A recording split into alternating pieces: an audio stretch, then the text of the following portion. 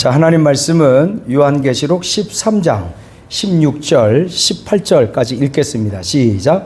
그가 모든 자 곧 작은 자나 큰 자나 부자나 가난한 자나 자유인이나 종들에게 그 오른손에나 이마에 표를 받게 하고 누구든지 이 표를 가진 자 외에는 매매를 못하게 하니 이 표는 곧 짐승의 이름이나 그 이름의 수라. 지혜가 여기 있으니 총명한 자는 그 짐승의 수를 세어보라.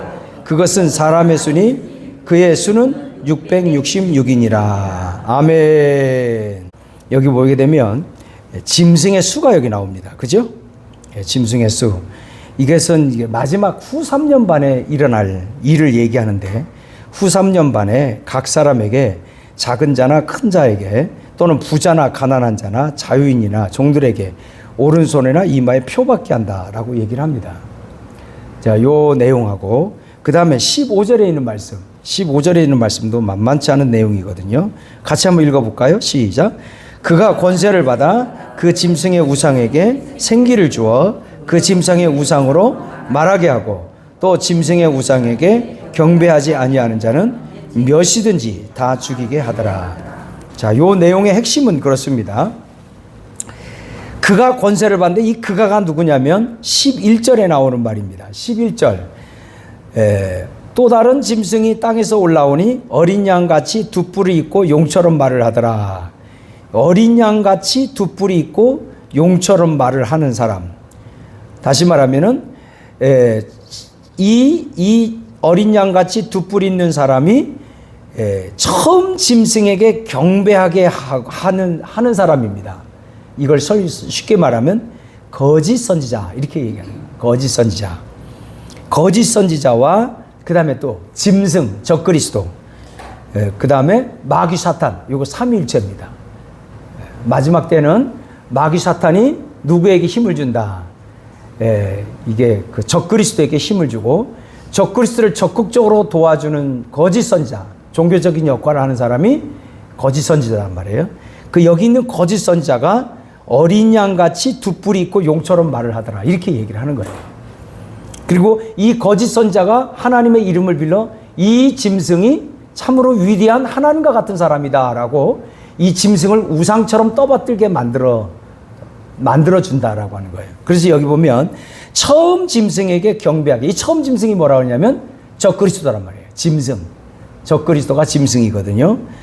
그리고 나서 이 거짓 선자가 뭐를 하냐면은 13절을 보세요. 큰 이적을 행하되 심지어 사람들 앞에서 뭐예요? 불이 하늘로부터 땅에 내려오게 한단 말이에요. 그러니까 믿겠어요, 안 믿겠어요? 불이 하늘로부터 내려온단 말이에요. 그러니까 종교적인 힘이 있단 말이에요. 적그리스도라, 아니 거짓 선지자가 기적을 행하는데 사람들 앞에서 불이 하늘로부터 땅에 내려오게 할 정도로 종교적인 파워가 영향이 있는 사람이다. 이렇게 볼 수 있고요. 14절에 보면 짐승 앞에서 받은 바 이적을 행함으로, 그래서 이적까지 행합니다. 누가? 거짓 선지자가. 그렇단 말이에요. 거짓 선지자가. 그러면 거짓 선지자가 이렇게 누구를 높입니까? 짐승을 높이니까 짐승을 떠받들겠어요, 안 떠받들겠어요? 떠받든단 말이에요. 아시겠죠? 근데 이 짐승을 어떻게 떠받들게 만드느냐? 이제 앞으로 그 짐승을 떠받드는 게 뭐 히틀러나 무슨 로마의 네로 황제나 이러지 왕처럼 떠받드는 게 아니라 이 사람이 진실로 신이다 이렇게 떠받드는 거예요. 이 세상에 신이 내려왔다 이렇게 얘기하는 거예요. 요 떠받드는 이 짐승의 그 짐승을 어느 정도로 떠받드느냐, 신처럼 떠받듭니다. 그리고 본인이 아예 하나님의 성전에 앉아 자기를 높여 신이라고 얘기를 합니다. 신이라고 얘기합니다. 요 내용이 어디 있냐면 데살로니가 후서 2장으로 보시면 되겠습니다. 데살로니가 후서 2장.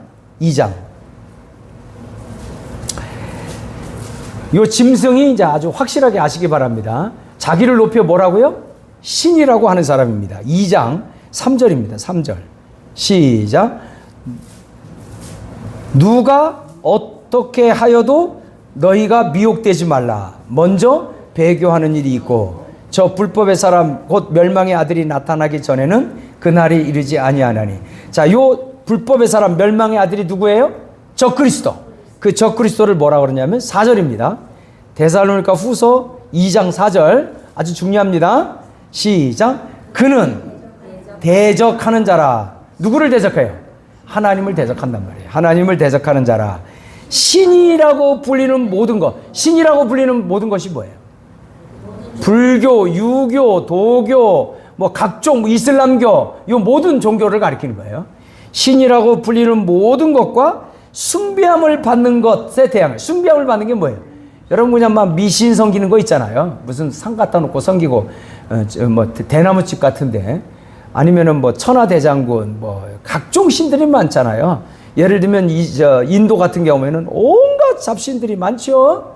그 신이라고 불리는 숭배함을 받는 모든 것에 대항하여 그 신들 위에 뭐예요? 자기를 높인단 말이에요. 요걸 종교 통합이라고 하는 거예요. 모든 신들에 통합할 수 있는 신이 바로 여기란 말이에요. 그러니까 지금 앞으로 지금 종교 통합이 이루어지잖아요. 종교 통합이 이루어지는데 알고 봤더니 그 종교 통합이 바로 뭐냐면 이 신 위에 밑에 있는 신들이 통합하는 거를 얘기하는 거예요. 그러니까 신 밑에 모든 종교들은 같은 형제자매다. 우리 서로 같이 손잡고 이 지구 평화를 위해서 종교 역할을 다하자. 이해되시면 아멘. 무슨 말인지 아시겠죠? 그러니까 지금 종교 통합이 이루어져야 돼요. 그 종교 통합을 바로 뭐라 그러냐면 3절에 나오는 배교하는 일이 있겠고라고 얘기하는 거예요. 무슨 이해되시면 아멘. 그러니까 지금 현재 우리 전 세계가 종교 통합의 운동이 본격적으로 가속화가 되는데, 이 가속화 역할을 해주는 사람이 지금 현재 새로 뽑힌 교황이란 말이에요. 이제 앞으로는 이 일이 굉장히 가속화가 될 거예요. 그러니까 모든 종교들은 다 뭐예요? 하나다. 모든 종교들은 각자의 종교에 구원이 있다. 한 목표를 향해서. 그리고 그들끼리는 서로 뭐를 해야 된다? 손잡아야 된다라고 하는 거예요. 그러니까 이 종교 통합 운동의 가장 걸림돌이 되는 사상이 바로 뭐냐면 예수 외에는 구원이 없다. 이거는 정말 종교 통합의 걸림돌이 됩니다. 무슨 말인지 아시겠죠? 예수 외에는 구원이 없다. 예수님이 내려오신다. 천국 지옥이 있다. 이거 다 반대되는 거예요. 다 반대되는 거예요. 그러니까 이런 종교 통합의 걸림돌이 되는 이 사상을 배척하는, 요 사상을 배척하는 것이 지금 많이 나타나고 있단 말이에요. 이거를 종교적 광신주의자 또는 뭐라 그러냐면 기독교 근본주의자, 이렇게 해서 척결의 제1대상입니다.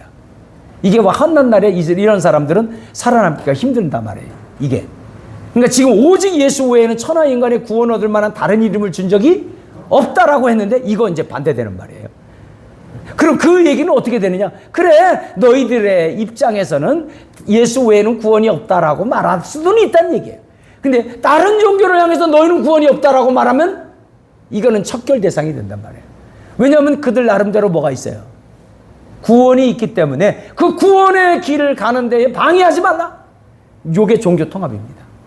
그러니까 이 내용을 보면 모든 대적하는 자라, 신이라고 불리는 모든 것과, 즉 모든 종교죠, 숭배함을 받는 모든, 우상 숭배하는 것들이죠, 숭배함을 받는 것에 대항하여 그 위에 자기를 뭐하고 높이고, 이게 적그리스도란 말이에요. 그러니까 이 적그리스도는 이 세상에 존재하는 모든 종교의 신이 되는 거예요. 그 신이 세계를 다스린단 말이에요. 이게 적그리스도란 말이에요. 이 앞으로 섬겨야 될 적그리스도는 신이란 말이에요. 신. 그리고 자기 스스로가 어디에 앉아냐면 하나님의 성전에 앉아 자기를 뭐요? 하나님이라고 내세운단 말이에요. 이게 마지막 시대의 적그리스도. 이해되시면 아멘. 요 하나님으로 내세우게끔 만드는, 적극적으로 도와주는 종교적인 힘을 제공해주는 자가 누구냐면 거짓 선지자라고 합니다. 거짓 선지자. 이해되시면 아멘? 거짓 선지자. 그러니까 거짓 선지자와 짐승, 즉 적그리스도, 그리고 마귀 사탄은 완전히 삼위일체가 돼요. 이 마지막 시대에 활동하게 될 귀한, 반드시 숙지해야 될 존재들이다. 이렇게 볼 수가 있는 것입니다.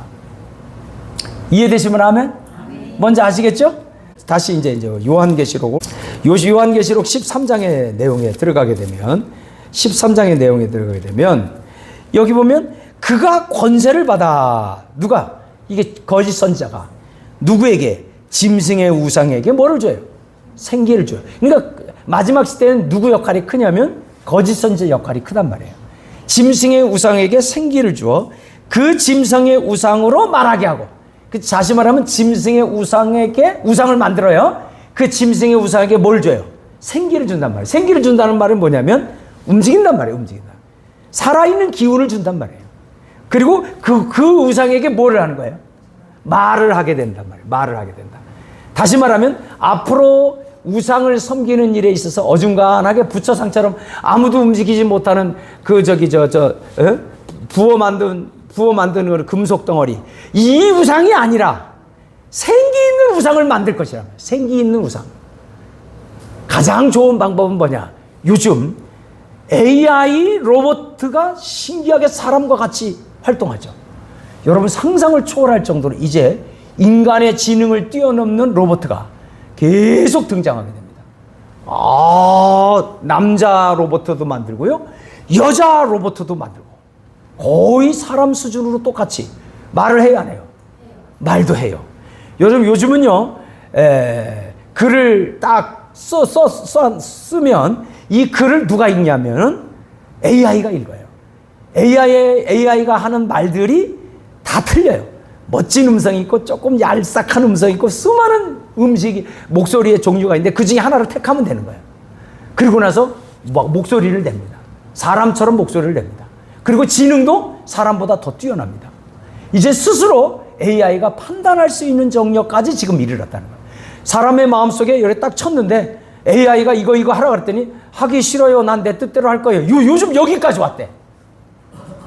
그러니까 AI가 무서운 거예요. 이제 빨리 인간의 단어, 명령 체계를 순종할 수 있는 체계를 갖춰야 된다. 제가 그 기사를 읽어봤거든요. 그리고 이만큼 AI가 뛰어난 존재가 되는 거예요. 근데 앞으로 이 거짓 선지자가 적그리스도를 숭배하기 위하여 적그리스도의 형상을 담는 우상을 어디다가 재단에 놓든지 어디다 놔서 생기를 주어서 말하게 하고 볼 수 있고 신혼조회가 다 되는 거예요. 눈으로 보게 되면. 그래서 경배하게 하고 짐승의 우상에게 경배하게 하는 일이 벌어진다는 거예요. 앞으로 이제 AI를 중심으로 해서. 그리고 그 우상으로 하여금 경배하지 아니하는 자는, 이제 앞으로 그 우상에게 경배하지 아니하는 자는 뭐다? 몇이든지 다 죽게 만든다라고. 이게 무서운 거예요, 이게. 그래서 앞으로 마지막 시대에 환난 날에 등장하게 될 제일 무서운 것 중에 하나가 적그리스도가 우상을 만들어 놓고 경배하게 한다. 다른 문제가 아니에요. 경배하지 아니하는 자는 그냥 감옥살이 아니에요. 죽인다는 거예요. 이거를 성경의 이 말을 여러분 심각하게 들으셔야 됩니다. 옛날에 우리 신사참배를 할 때는 뭐만 하면 돼요? 고개만 딱 숙이면 됐다 그래요. 저는 그 시대가 아니라서 잘 모르지만 신사참배 앞에다 놓고 거기서 그 기독교에서 뭐라고 그랬어요? 이거 우상숭배? 아니다. 뭐라고 그랬어요? 국민 의례 중에 하나다.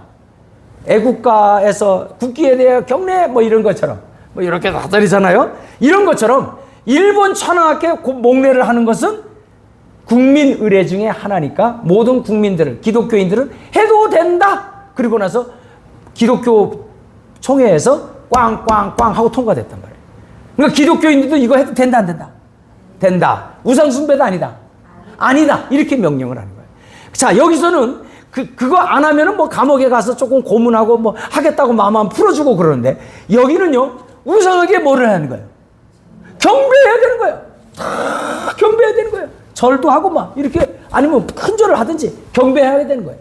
이거를 안 하면 어떻게 한다? 빳빳이 섰다 그러면 사드락과 메삭과 아벳느고처럼 빳빳하게 섰다. 그러면 잡아다가 이제는 다른 게 아니라 뭐 한다고요? 죽인다. 이거 환난날에 큰 우리 기독교인들을 핍박하는 것 중에 하나가 여기란 말이에요. 그러면 교회는 어떻게 할까요? 종교 지도자들은 뭘 할까? 이것도 우상숭배 중에 하나가 아니니 해도 된다. 이게 결정이 내립니다. 그래야 교회가 존재할 거 아닙니까? 교회는 여태까지 모든 정권에 대항해서 싸운 적이 별로 없어요. 다 야합을 했지. 그러니까 여기선 우상숭배가 죄가 아니다라고 얘기를 해요. 이렇게 해서 우상에게 절을 하게 만든다는 거예요. 이게 환난날에 제일 무서운 것 중에 하나가 이겁니다. 그러니까 이거를 해야 먹고 살 수 있잖아요. 그리고 근데 이제 문제는, 두 번째 문제는 이게 전부 누가 만든 거예요? 거짓 선지자. 거짓 선자가 만든 겁니다. 두 번째로 여기 16절입니다. 16절 시작. 그가 모든 자 곧 작은 자나 큰 자나 부자나 가난한 자나 자유인이나 종들에게 그 오른손에나 이마에 뭐라? 표를 받겨. 누가? 그가가 누구예요? 거짓 선자가. 이 거짓 선자가 이 역할을 하는 거예요. 거짓 선자가 모든 사람에게 작은 자나 큰 자나 부자나 가난한 자나 자유인이나 종들에게, 이거는 무슨 말이냐면 전 백성들에게 얘기하는 거예요. 전 백성들에게. 그러니까 가난한 사람이나 부자나 그 다음에 종이나 자유인이나 아니면은 뭐 저기 직장 저기 뭡니까 사업을 하는 사람이나 안 하는 사람이나 노숙자나 아니면 건강한 사람이나 할 것 없이 다, 이거는 필요 없습니다. 모든 사람이 다 오른손에나 이마에 표를 받게 된다는 거예요. 이 표라고 하는 게 중요한 건데, 이 캐리그마, 여기 보면은 이 표라고 하는 단어를 카라그마라고 하는, 헬라어로 카라그마라고 얘기를 하는데, 날인된 표 또는 새겨진 표, 새겨진 이미지, 뭐 이렇게 얘기를 하는 거예요.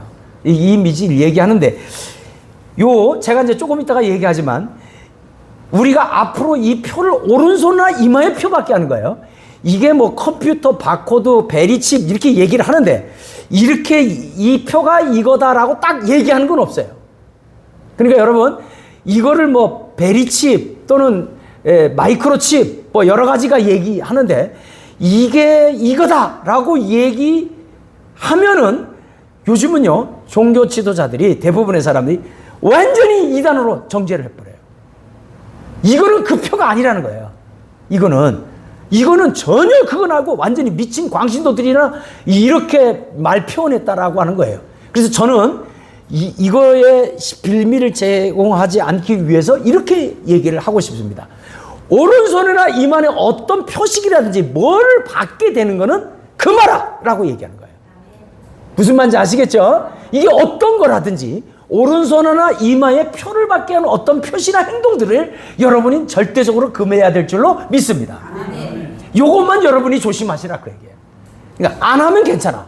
안 하면 괜찮아요.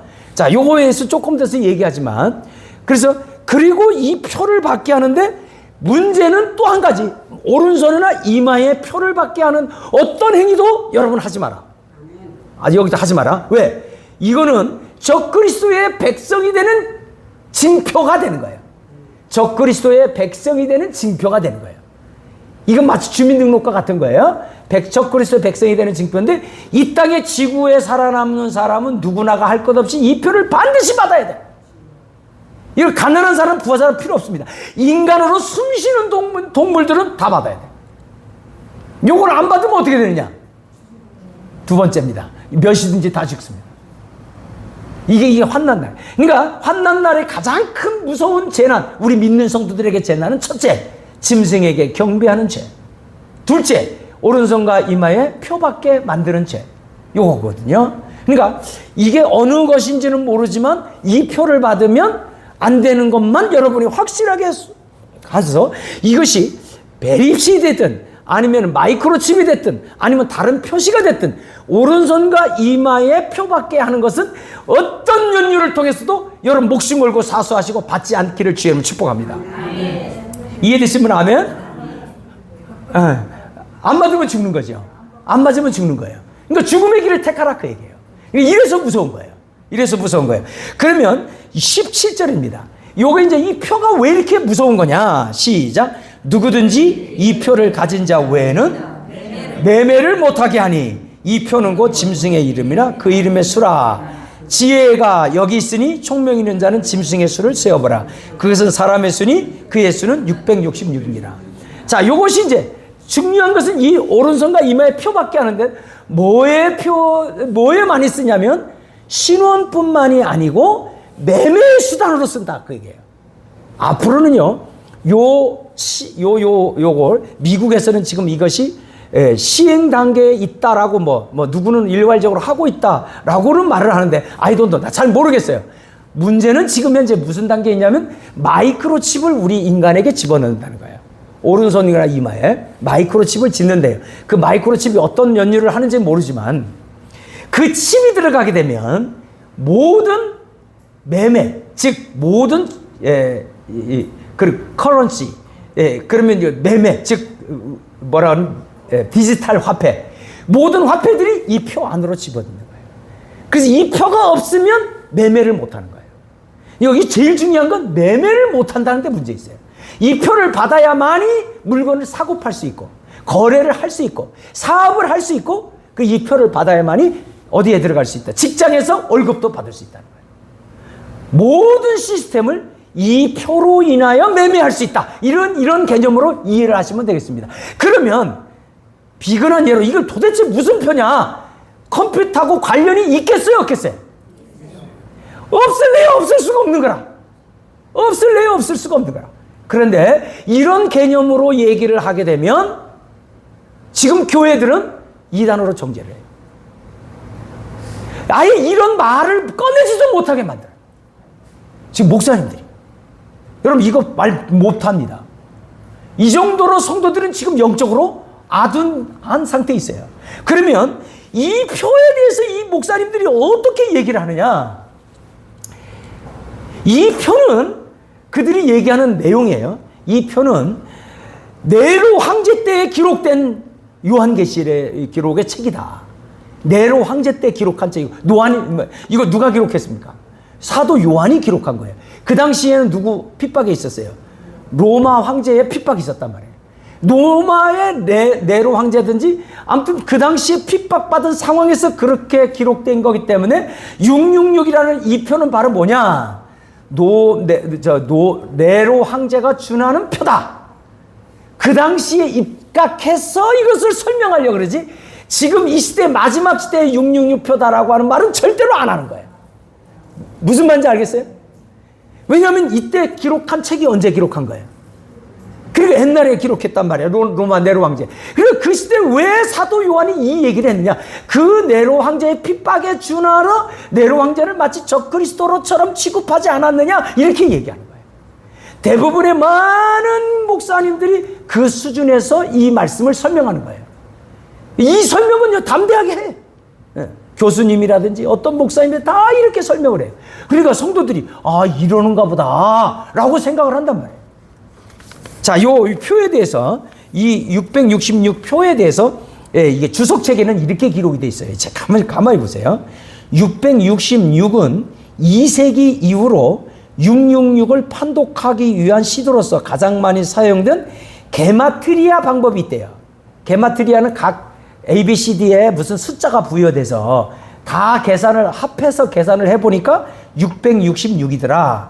그래서 이 숫자 666에 대한 의미에 대한 다양한 해석들이 나왔는데, 네로 황제 요걸 딱 계산해 보니까, 게마트리아로 계산해 보니까 666이 나왔다. 그러니까 666이 누구예요? 로마 황제가 되는 거예요. 그 다음에 칼리쿨라 황제 중에 또 칼리쿨라가 있는데, 칼리쿨라도 로마 황제이기 때문에 이 사람도 660이다. 나중에 모하메드 이것도 660이요. 이렇게 계산해 보니까 나폴레옹, 히틀러 같은 사람도 계산을 해보니까 666이다. 이런 사람들이 666이다. 이렇게 해석을 했다고 합니다. 그러니까 이렇게 게마트리아 해석으로 이렇게 해석을 해보니까, 그래서 666으로 표현된 짐승의 숫자를 완전히 이해하기란 쉽지 않지만 어느 정도 신뢰할 만한 결론이다. 이게 주석에 나와요. 아니, 게마트리아 해석법으로 해가지고 여러분이 그거 알아서 뭐 할래요? 그 표가 여러분에게 무슨 의미가 있냐고요. 그리고 또 이게 상징적으로 또 666이라는 해석을 또 이렇게 나가는 거예요. 상징적으로 6은 하나님의 수인 7에 미치지 못하는 점에서 인간을 상징하는 숫자다. 그럼 인간을 상징하는 숫자가 6이고 하나님을 상징하는 숫자는 7이고, 그러니까 666은 세 개의 6이 하나로 구성되어 있다. 그러니까 666 완전히 세상을 상징하는 마귀의 숫자다. 이렇게 얘기하는 거예요. 상징적으로 이렇게 해석을 하는 거예요. 여러분이 그걸 해석을 받아서 그럼 어떻게 할래요? 무슨 말인지 아시겠어요? 해석을 자꾸 이렇게 해요. 백성들이 이거를 들어가지고 졸릴 수 있는 말만 하는 거예요. 도대체 자기한테 666이 무슨 의미가 있겠냐는 얘기죠.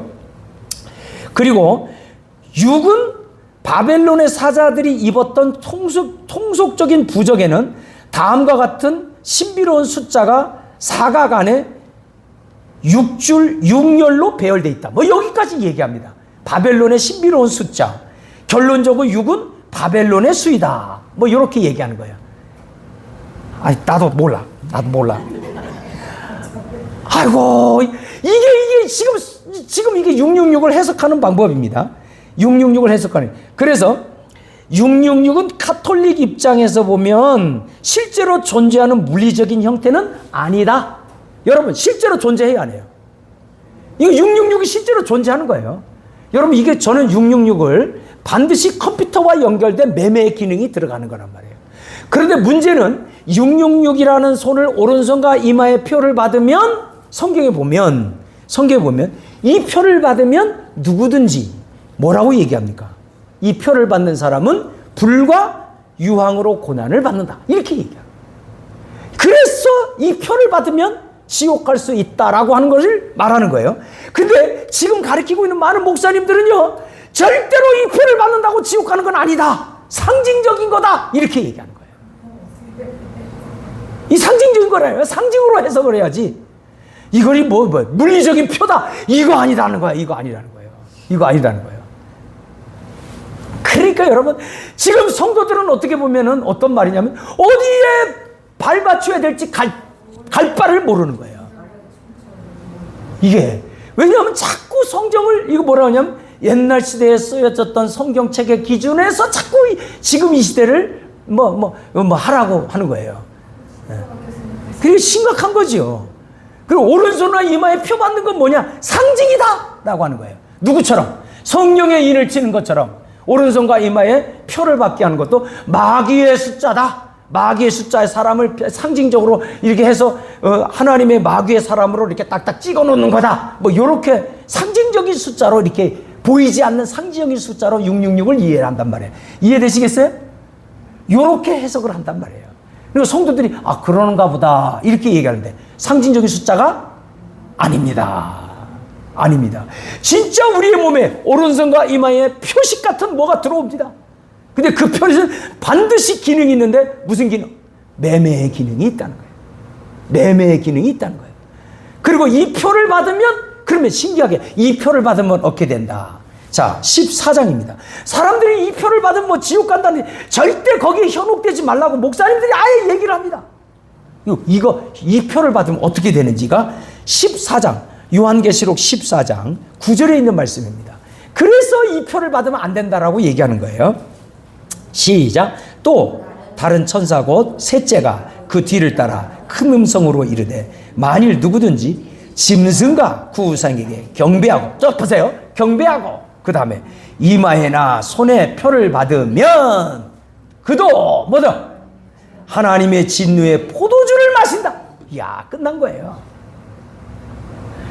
성경에 이런 말이 있는데 이걸 전부 다 상징으로 얘기를 하는 거예요. 상징으로. 노마의 네로 황제하고 연결시켜서 해석을 하고 굳이 이 시대를 얘기했다고 하면 666 마귀의 인침, 그러니까 믿음 생활 잘해서 마귀 인침 맞지 않도록 조심해라, 뭐 영적으로 이렇게 생각하는 그 외에는 그렇게 말을 하지를 않아요. 이게요 다른 데에서는요 이게 오른손이나 이마는 보세요. 이게 주석책에 기록되어 있는 거예요. 이마는 마음을 대표하고 오른손은 행위나 활동을 대표한다. 오른손이나 이마에 짐승의 표를 받으라는 요구는 이스라엘에게 하나의 표로서 그분의 계명들을 손목과 미간에 매라는 하나님의 명령을 환기시킨다. 무슨 말인지 모르겠죠. 이 말은 무슨 말이냐면 오른손에는 마음을 대표하고 이마는 마음을 대표하고 오른손은 행위나 활동을 대표한다. 그러니까 이마는 마음을 대표하니까 이 표를 받으면 마음이 점령당하고 이 표를 받으면 행위나 활동을 대표하니까 마귀의 숫자다. 이 표를 받으면 사람이 이렇게 된다. 보이지 않게 상징적으로 이렇게 얘기를 하는 거예요. 그러니까 우리가 계명을 지킬 때 손목과 미간에 뭐를 해요? 매라는 명령을 지키듯이 마귀도 이렇게 우리 믿는 성도들을 이렇게 영적으로 미혹을 한다. 뭐 이렇게 이제 해석을 합니다. 그래서 손이나 이마에 표를 받는 것은 하나님의 율법을 그분의 백성의 마음과 행동에 써넣는 것을 의미한다. 그러므로 오른손이나 이마에 표를 받으라는 짐승의 요구는 하나님의 계명들에 대하여 정반대의 입장에 서라 라고 하는 의미다. 이렇게 해석을 합니다. 이게 무슨 말인지 알겠어요? 그러니까 이 표를 받으면 정반대에 서라. 하나님의 말씀에 거부하라. 이거에 쓰는 사람이 오른손과 이마에 표받게 한다. 그러니까 우리는 그냥 직접 표 받는 게 아니고 보이지 않는 어떤 그런 세력에 의해서 여러분의 마음과 행동을 지배하니까 우리는 믿음으로 무장하자. 뭐 이런 해석으로 하게 되는 겁니다. 그러니까 이게 물리적인 표는 아니다라고 이해되시겠죠? 이게 성경의 주석책에 나오는 얘기예요. 주석책에 나오는 거예요. 그러니 여러분 성도들의 입장을 보면 항상 그 옛날 초대교회에 있었던 걸 가지고 자꾸 해석을 하다 보니고, 그리고 이 표에 대해서는 전부 다가 지금 이 시대의 개념으로 해석이 아니라 그 당시의 개념으로 해석해서 지금 이 시대의 교훈을 하는 것은 뭐 예수 잘 믿어라 이거밖에 나올 게 없어요. 그러니까 물리적인 표가 아니라는 거예요. 그러니까 성도들은 오른손과 이마에 무슨 표가 있어서 이게 구원하고 상관이 있다 없다? 없다라고 얘기를 하는 거예요. 이게 구원하고 상관이 없다는 거예요. 왜 이 표를 받으면 지옥 가느냐라고 말한다면 제가 분명히 얘기했잖아요. 14장 9절 10절 이 표와 짐승의 우상에 경배하고 오른손과 이마에 표 받은 사람은 어디 간다? 하나님의 진노의 포도주를 마시리니 그 진노의 잔에 섞인 것이 없이 부은 포도주라. 거룩한 천사들 앞과 어린 양 앞에서 불과 유황으로 고난을 받는다. 했어요 안 했어요?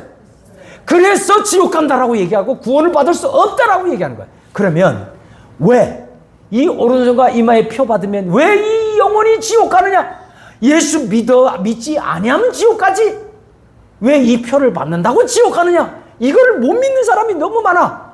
왜 지옥 가느냐? 이 표가 도대체 무슨 역할을 하길래? 여러분, 요즘은요 사람이 발달돼 가지고 마이크로칩을 통해서 인간 DNA라고 연결이 되고 심지어는 뇌에 칩이 이상이 되므로 인간의 마음과 생각을 읽고 조절할 수 있고 내 생각을 컴퓨터가 읽을 수 있게끔 칩이 중간 기능을 하는 거예요.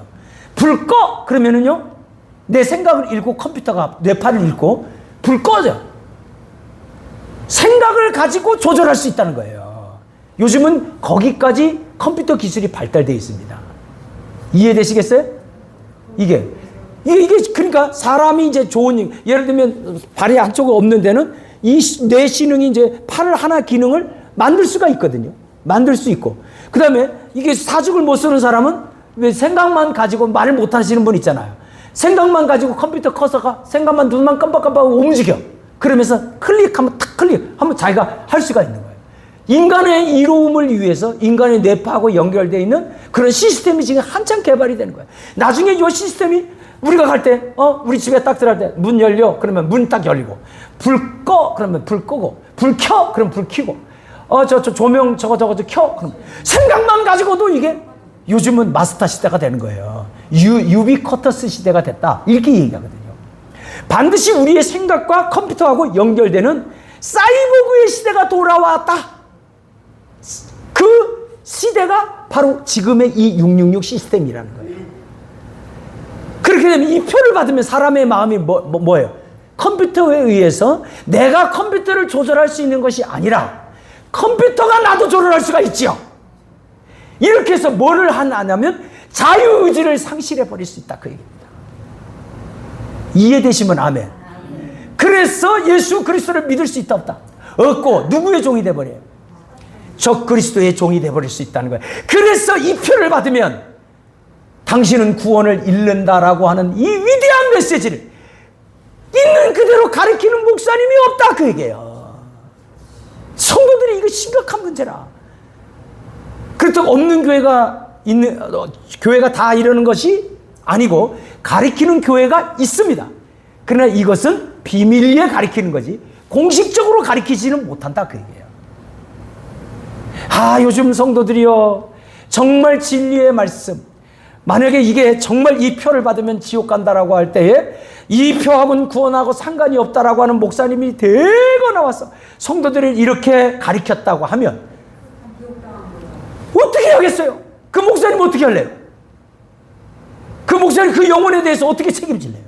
진짜 그렇다면 어떻게 될 거예요?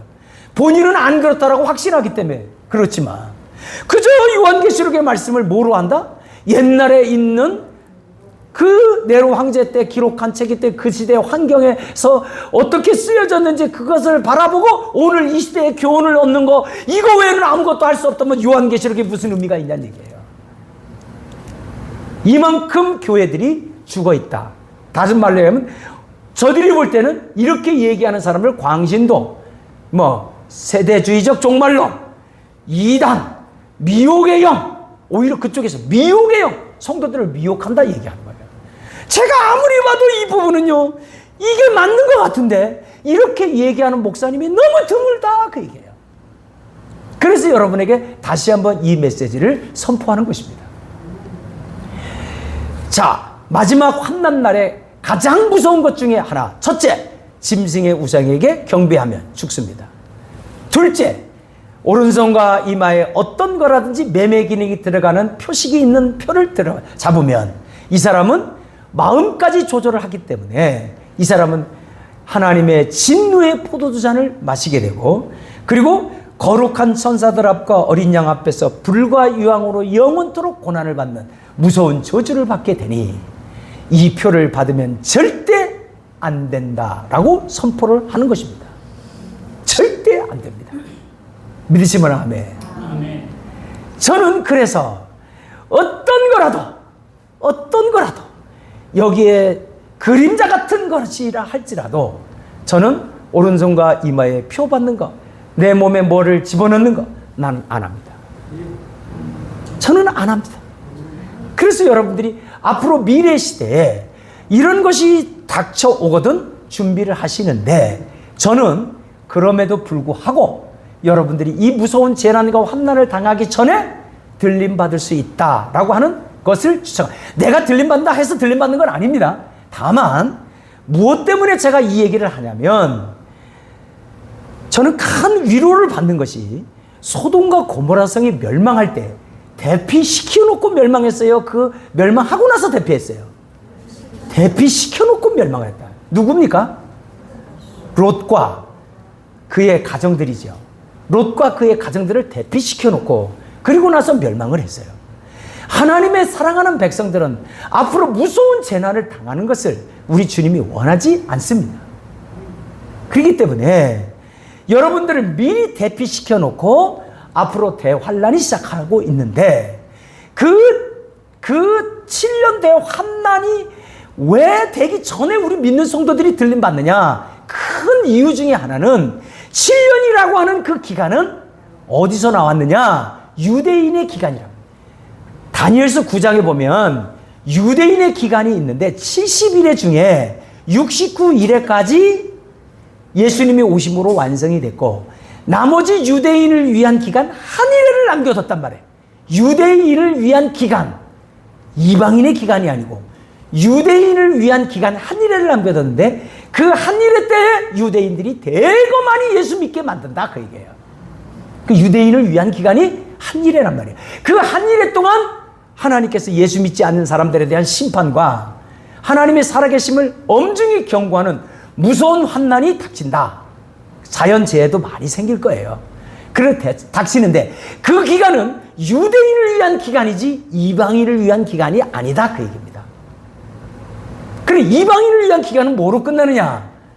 들림받음으로 이방인을 위한 기간이 끝나고, 나머지 7년 대환난은 유대인을 위한 기간으로서 수많은 사람들이, 유대인들이 예수 그리스도를 믿고 구원받은 엄청난 대역사가 일어나게 된다. 그래서 7년 대환난 전에 이방인의 기간이 끝난 위대한 사건, 들림받는 사건이 일어난다. 그것도 언제 일어나느냐? 6월절날 예수님 십자가에 못 박히고, 무기절날 예수님 무덤에 묻히시고, 오순절날 성령 강림하시고, 나팔절이라고 하는 말은 왜 생겼냐냐 하면, 나팔절은 예수님이, 하나님이 시내산에서 내려오실 때 뭐로 내려오셨어요? 큰 칠흑 같은 흑암과 폭풍 속에서 주님이 빛 가운데 나타났는데 그때 큰 나팔 소리로 하나님이 강림하신 거예요. 나팔 소리라고 하는 것은 하나님의 강림을 뜻하는 거예요. 그래서 빡 나타난 나팔을 쏘면서 하나님이 내려오셨단 말이에요. 어디에? 시내산에. 그래서 나팔절이라는 것은 하나님이 강림하셨다라고 하는 뜻의 의미를 갖고 있는 게 나팔절이에요. 그래서 나팔절기에 주님이 공중에 오셔서 우리 믿는 성도들이 하나도 남김없이 올라가게 만드는 위대한 대지구의 엄청난 획기적인 사건을 주님이 예비해 놨다. 이해되시면 아멘. 그래서 7년대 환난은 누구를 위한 기한? 유대인을 위한. 그래서 7년대 환난 되기 전에 이 엄청난 사건이 일어나게 된다라고 얘기를 한다면 7년대 환난은 언제냐? 성경에 나오죠. 한 일해 동안의 언약을 적 그리스도가 굳게 세우겠고라고 합니다. 지금 이스라엘 백성이 위기에 아니에요. 위기죠. 이스라엘이 지금 누구를 쳤어요? 이란을 쳤죠. 이란은 또 누구를 쳐요? 이스라엘을 쳐. 미사일을 쳤단 말이에요. 또 미사일을 쳤기 때문에 이스라엘이 또 가만히 있어요? 테헤란을 불바다로 만들어버리겠다 하고 친 거예요. 그러니까 오늘 내일 지금 계속 전쟁 중에 있어요.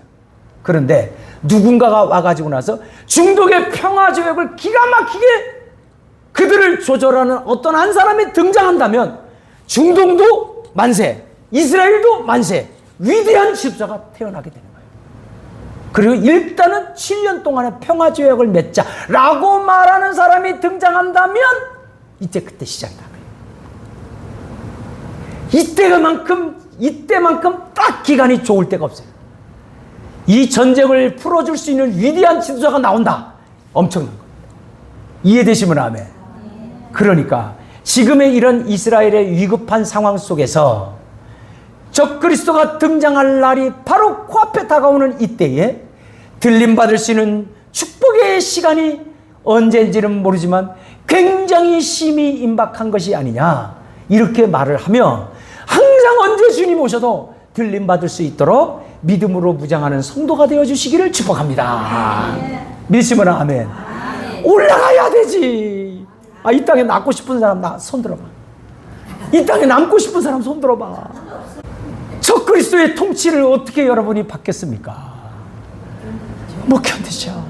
그러니까 여러분 정말 주님의 나라를 사모하며 영적으로 늘 깨어있는 성도 되시기를 바라고 오늘 메시지의 핵심은 666표는 컴퓨터와 연결이 됐다. 매매하고 관련되어 있다.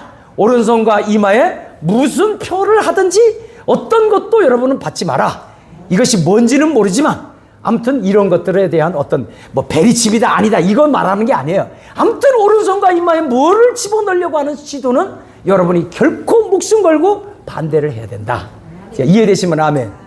이것이 어떤 표식으로 어떻게 여러분에게 다가올지는 모르지만 분명한 건 성경에 오른손과 이마에 표밖에 만드는 거다. 이해되시? 안 하시기를 축복합니다. 안 하시기를 축복합니다. 아멘. 그리고 반드시 그 표에는 사람의 마음을 조절하는 기능이 있다 없다? 있다. 그래서 못 받는 거예요.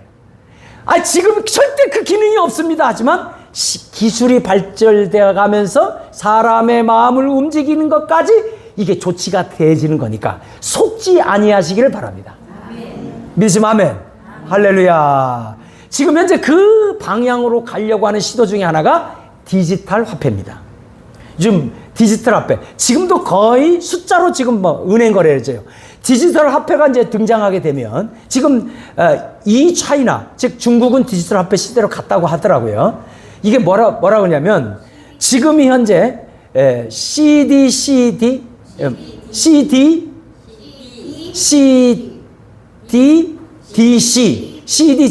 정부가 통제하는 디지털 화폐 이거예요.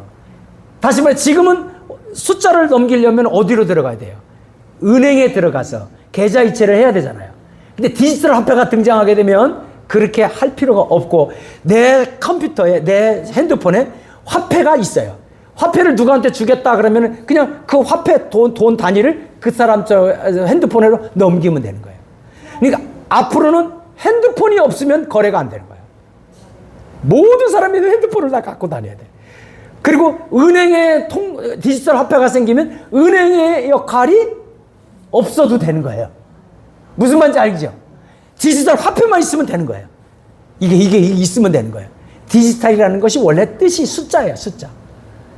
그러니까 화폐가 디지털로 바뀌는 거예요. 이게. 근데 이것이 대세가 되고, 지금 중국은 이미 실행 단계에 있고, 유럽도 한다고 그러고, 우리나라도 지금 한다고 지금 얘기하고 있고, 디지털 화폐, 예? 우리나라 몇 명이 지금 시험하고, 예, 시험도 하고 있고, 몇 명이 지금 시험하고 있고, 뭐 이런 상황이 있는 거예요. 그러니까 앞으로는 숫자만 바뀌면 되잖아요. 우리도 여러분 계좌이체 숫자만 왔다 갔다 하잖아요. 요런 시스템이 되기 때문에 앞으로 매매 기능도 오른손과 이마의 표를 통해서 얼마든지 할 수 있는 시대가 다가오고 있다. 이렇게 보면 되는 겁니다. 참으로 지금 이 시대는 깨어있는 시대입니다. 할렐루야. 여러분들이 내가 이것이 뭐 이렇다 저렇다 말할 수는 없지만 여기하고 연관되어 있는 대체적인 추측할 수 있는 이런 부분, 성경에 있는 말씀 그대로를 얘기하는 거니까 어떤 연유도 오른손과 이마에 표 받는 것만 안 하면 됩니다. 근데 지금 현재 모든 목사님들이 이 표를 뭐로 한다? 상징이다. 상징이다. 그러니까 이 표 받아도 된다, 안 된다? 된다. 이거 지금 목사님들이 그렇게 가르쳐요. 신학교 교수 이렇게 가르쳐요. 대체적으로 이렇게 가르쳐요. 이게 대세입니다. 오직 구원은 뭐로 받는다? 믿음으로 받기 때문에 이 표하고는 아무 상관이 없다. 이렇게 지금 가르치고 있다. 그리고 이렇게 되는 줄을 알고 있다. 그래서 앞으로 이 표가 와가지고 일간의 편리함을 위해서 만약에 이 표가 등장하게 되면 많은 성도들이 이 표 받는 것을 적극적으로 받게 될 날이 가까웠다. 그러나 여러분 걱정하지 마십시오. 이 표가 강제적으로 시행되기 이전에 우리는 올라간다. 행여라도 남으면 이것만 받지 않으면 됩니다. 안 받으면 죽는다. 그러니까. 여러분 이런 상황이니까 여러분은 확실히 무장해서 주님 오실 날을 사모하는 저와 여러분 그리스도의 거룩한 기름 등불 준비한 신부 되시기를 주님 축복합니다. 기도합시다.